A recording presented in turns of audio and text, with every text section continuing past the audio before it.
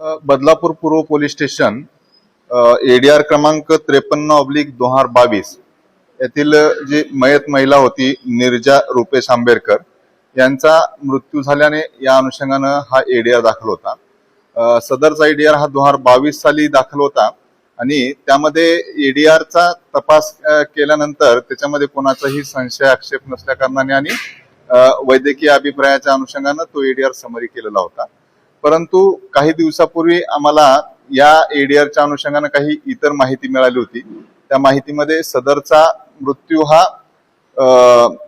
नैसर्गिक नसून तो एक हत्या असल्याच्या आम्हाला गोपनीय माहिती मिळाल्या होत्या। त्या अनुषंगाने आम्ही मागील 6 महिन्यापासून याच्यावर वर्कआउट करत होतो। याच्यामध्ये याच्यापूर्वी काढलेले जे सीडीआर आहेत त्या सीडीआरचा अनालिसिस आणि गोपनीय माहिती या अनुषंगाने त्याचा आमचा तपास चालू होता। या तपास हा पूर्णपणे गोपनीयरित्या चालू होता। यामध्ये 2 तारखेला 2 डिसेंबर 2025 रोजी एक यातील आरोपी जो आहे या आरोपीने एक 109 BNS प्रमाणे एक गुन्हा केलेला होता जो की हाफ मर्डरचा गुन्हा आहे। त्यामध्ये आम्ही त्या आरोपीला अटक केल्यानंतर ह्या घटनेच्या अनुषंगाने आम्ही त्यांना माहिती विचारली तर त्यांनी त्या घटनेची आम्हाला कबुली दिली। कबुली दिल्यानंतर आम्ही त्या पूर्ण आमच्याकडे जे असलेले पुरावे आणि या घटने हा आरोपी सांगत असलेल्या गोष्टी यांचं पूर्ण मॅचअप केल्यानंतर आम्ही एका निर्णयाप्रत आलो होतो की याच्यामध्ये निश्चितच त्या महिलेचा हा नैसर्गिक मृत्यू नसून तो मर्डर असल्याची आमची खात्री झाल्याने आम्ही सदरचा गुन्हा दाखल केलेला आहे। त्याच्यामध्ये आतापर्यंत आम्ही 3 आरोपींना अटक केलेला आहे आणि जो आम्हाला माहिती दिलेला आहे तो इतर गुन्ह्यामध्ये एक आरोपी अटक आहे। 2022 मध्ये निर्जा आंबेडकर यांचा मृत्यू झाला त्यावेळेला पोस्टमॉर्टमचे रिपोर्ट काय होते आणि आता जे काही समोर येतंय याच्यात किती तफावत आढळते? नाही, आधीचे जे पोस्टमॉर्टम रिपोर्ट झालेले होते त्या रिपोर्टचा आम्ही अजून अभ्यास चालू ठेवलेला आहे। त्याच्यामध्ये त्यांचे जे तज्ञ आहेत त्या तज्ञांकडे त्या अनुषंगाने आम्ही क्युरी करणार आहोत आणि त्याच्यामध्ये जे दिलेलं रिझन आहे त्या रिझनच्या अनुषंगाने सुद्धा आमचा तपास चालू आहे।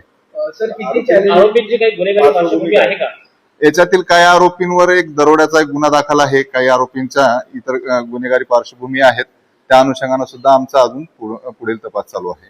सर किती चॅलेंजिंग होतं कारण 3 वर्षानंतर पुन्हा अशा प्रकारे तपास करणं किती आव्हानात्मक होतं पोलिसांसाठी?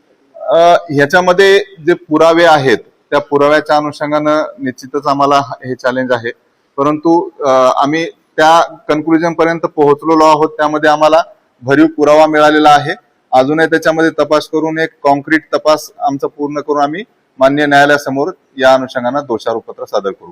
तर सुरुवातीला जेव्हा एडीआर दाखल झाला होता तेव्हा वैद्यकीय तपासामध्ये डॉक्टरांना सर्पदंशाने मृत्यू झाला असं आढळून आलं नाही, कारण नैसर्गिक मृत्यू असं सांगितलं झालं हो, त्या अनुषंगाने सुद्धा आमचा तपास चालू आहे। डॉक्टरांचं सुद्धा आम्ही त्याच्यामध्ये त्यांना इन्क्वायरीला बोलवणार आहोत आणि त्यांच्याकडनं या अनुषंगाने माहिती घेणार आहोत। किती आरोपी अटक आहेत आणि किती अटक होणं बाकी आहे? अद्यापर्यंत आपण 3 आरोपींना अटक केलेला आहे आणि यातील जो महत्वाचा दुसरा एक आरोपी जो आहे तो इतर गुन्ह्यामध्ये अटक आहे, त्याला आपण या गुन्ह्यामध्ये वर्ग करून घेणार आहोत। याच्यामध्ये इतरही कोणी अजून निष्पन्न होते का आरोपी म्हणून तर त्या अनुषंगाने सुद्धा तपास चालू आहे। तपासाची दिशा ही चांगल्या पद्धतीने चालू आहे आणि याच्यामध्ये निश्चितच आम्ही चांगल्या पद्धतीने यशस्वी होऊ। हे सगळे आरोपी बदलापूरचेच आहेत? हो, यातले सगळे आरोपी हे जे बदलापूरचेच आहेत। सर पुढे अटक केली यांना आपण यातील 2 आरोपी जे आहेत हे बदलापूर मधून अटक केलेली आहे आणि एक आरोपी जो आहे तो अलिबाग या ठिकाणी गेल्याची आम्हाला माहिती मिळाली होती। त्या अनुषंगाने आम्ही तिथं तपास पथक हे करून पाठवून रात्रीतून त्यांना अटक केलेलं होतं। सर हेतू काय होता, उद्देश समोर आले का? या अनुषंगाने सुद्धा तपास चालू आहे। हेतू 1-2 दिवसातच आपल्याला लक्षात येऊन जाईल तपासादरम्यान।